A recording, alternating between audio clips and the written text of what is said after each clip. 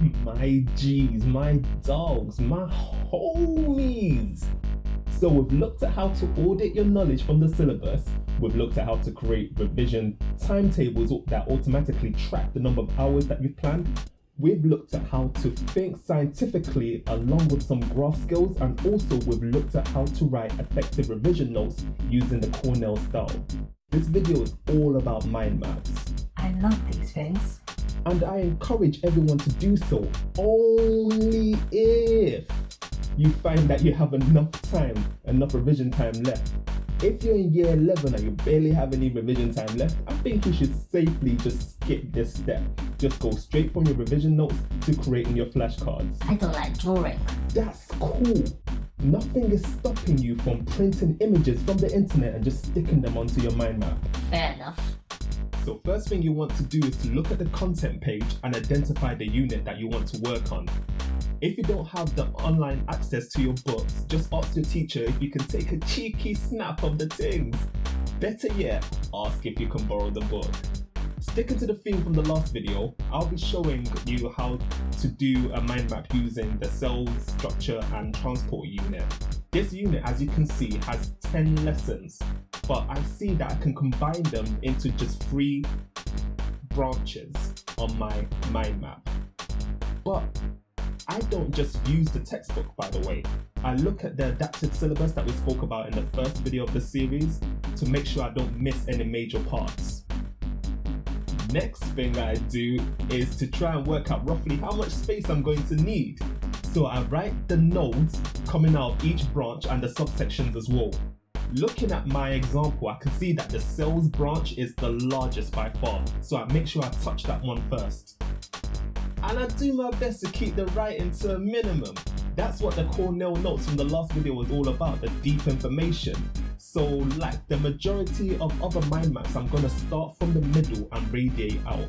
The largest section, which was the cell section, is going to take up the most space, so as I said, I'm going to touch that one first. Also notice that I've used different colored pencils for the different levels of my nodes. I've also made a point of keeping a consistent color code for each level of each node.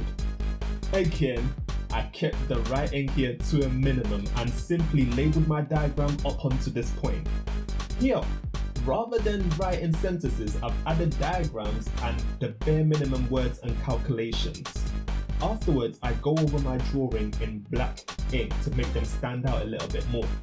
However, you may not think like me, so you make different connections. So the present for this video is this spreadsheet that I've made that lists all the key ideas in science as dictated by AQA, but it's interrelated to Edexcel and OCR as well.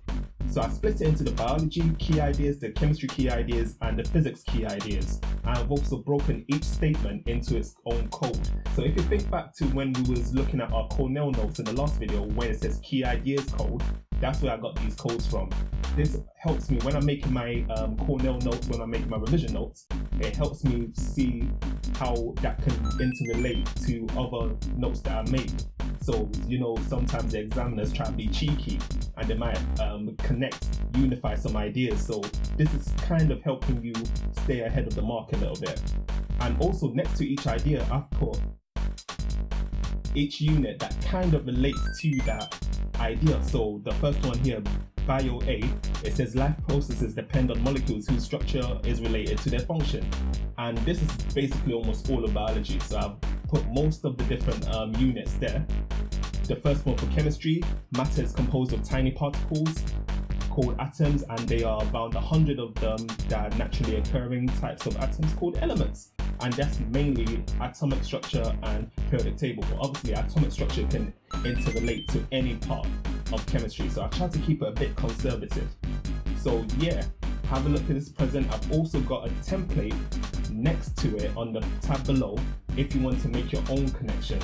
This is all about just seeing how the different parts of your science paper can interrelate to each other. So you're trying to anticipate any applications that the examiners might put into your exam.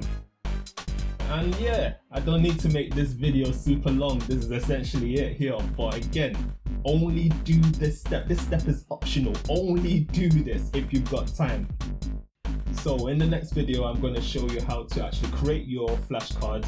We're going to be using the Cornell Notes to create the flashcards. If you remember the question section of the Cornell Notes, that's key to making our flashcards.